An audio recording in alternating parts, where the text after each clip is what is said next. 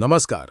मैं आज आपसे ये कहने नहीं आया हूं कि मौसम सुहावना है या बारिश होगी। मैं आज आपको एक चेतावनी देने आया हूं, एक महा अलर्ट जो सीधे तौर पर आपके और आपके परिवार की सुरक्षा से जुड़ा है। मौसम विभाग के नक्शे पर जो लाल और नारंगी रंग इस वक्त मध्य प्रदेश के ऊपर दिख रहे हैं, वो सिर्फ रंग नहीं है, वो आने वाले खतरे का संकेत है। अगले 5 दिन या यूं कहें कि अगले 120 घंटे मध्य प्रदेश के इतिहास में सबसे भारी बारिश वाले दिनों में से कुछ हो सकते हैं। हम यहाँ सामान्य मानसून की बारिश की बात नहीं कर रहे हैं, हम बात कर रहे हैं प्रलयंकारी बारिश की। हम बात कर रहे हैं बाढ़ के उस खतरे की जो कई शहरों और गांवों को अपनी चपेट में लेने के लिए तैयार बैठा है।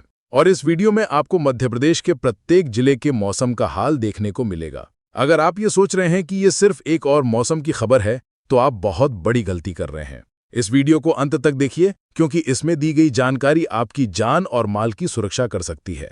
आखिर ऐसा क्या हो रहा है कि स्थिति इतनी गंभीर हो गई है? इस वक्त मध्य प्रदेश एक आसमानी चक्रव्यूह में फंस चुका है। एक तरफ से मानसून की द्रोणिका एक दैत्य की तरह प्रदेश के ऊपर कुंडली मारकर बैठी है, तो वहीं दूसरी ओर बंगाल की खाड़ी से नमी का एक ऐसा सैलाब आ रहा है जो रुकने का नाम नहीं ले रहा। ये दोनों मिलकर एक ऐसी विनाशकारी जुगलबंदी कर रहे हैं जिसका नतीजा भीषण बारिश और बाढ़ के रूप में सामने आ सकता है। मौसम वैज्ञानिक दिन रात सैटेलाइट की तस्वीरों पर नजर गड़ाए हुए हैं और जो संकेत मिल रहे हैं वो बेहद चिंताजनक हैं। अब सीधे बात करते हैं उन इलाकों की जहां खतरा सबसे ज्यादा है। अगर आप ग्वालियर, भिंड, मुरैना, श्योपुर, दतिया, शिवपुरी, गुना या अशोकनगर में रहते हैं, तो ये आपके लिए एक रेड अलर्ट है। मैं फिर दोहराता हूं, ये एक रेड अलर्ट है। इसका मतलब है कि यहां अगले 48 से 72 घंटों में भारी से अति भारी यानी बादल फटने जैसी स्थिति का सामना करना पड़ सकता है। कुछ स्थानों पर 200 से 250 मिलीमीटर तक पानी गिर सकता है। ये इतनी बारिश है जो सड़कों को नदियों में बदल सकती है, जो निचले इलाकों में बने घरों को डुबो सकती है और जिससे कई गांवों का संपर्क शहरों से पूरी तरह टूट सकता है। चंबल, सिंध और पार्वती जैसी नदियां अपना रौद्र रूप दिखा सकती हैं और अपने किनारों को तोड़कर रिहायशी इलाकों में घुस सकती हैं। प्रशासन हाई अलर्ट पर है, लेकिन प्रकृति के प्रकोप के आगे सारी तैयारियां बौनी पड़ सकती हैं।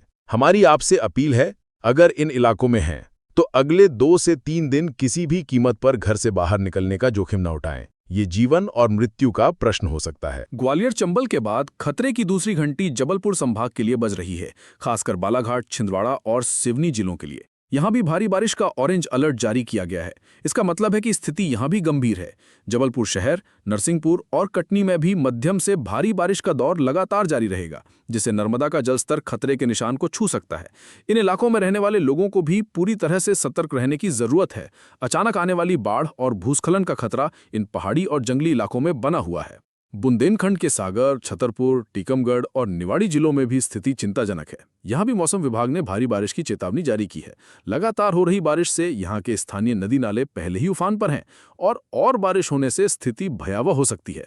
भोपाल संभाग की बात करें तो राजधानी भोपाल सहित रायसेन, राजगढ़ और विदिशा में भी अगले 48 घंटों में भारी बारिश का दौर देखने को मिलेगा।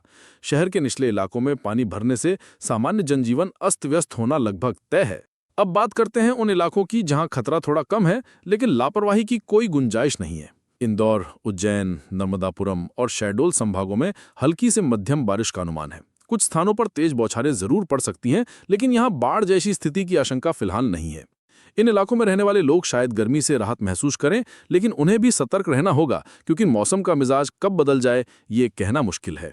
तो अब सबसे महत्वपूर्ण सवाल, इस आसमानी आफत से बचने के लिए आपको क्या करना है? ये सिर्फ सलाह नहीं है, ये आपकी जान बचाने वाले नियम हैं। इन्हें ध्यान से सुनिए। पहला, अगर आपके इलाके में रेड या ऑरेंज अलर्ट है तो अगले 72 घंटों के लिए घर को ही अपना सबसे सुरक्षित बंकर बना लें। दूसरा, अपने मोबाइल फोन को पूरी तरह से चार्ज रखें, एक पावर बैंक तैयार रखें और कुछ मोमबत्तियां और टॉर्च भी पास रखें, क्योंकि भारी बारिश में बिजली जाना आम बात है।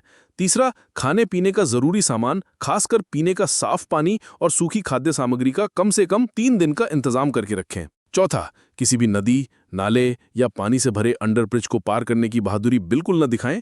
पानी का तेज बहाव एक झटके में आपको बहा ले जा सकता है। पांचवा और सबसे जरूरी, अफवाहों पर ध्यान न दें। केवल सरकारी और आधिकारिक सूचनाओं पर ही भरोसा करें। दोस्तों, हमारा मकसद आपको डराना बिल्कुल नहीं है। हमारा मकसद है आपको जगाना, आपको आने वाले खतरे के लिए तैयार करना, क्योंकि जानकारी और सावधानी ही इस आसमानी कहर से लड़ने का हमारा सबसे बड़ा हथियार है।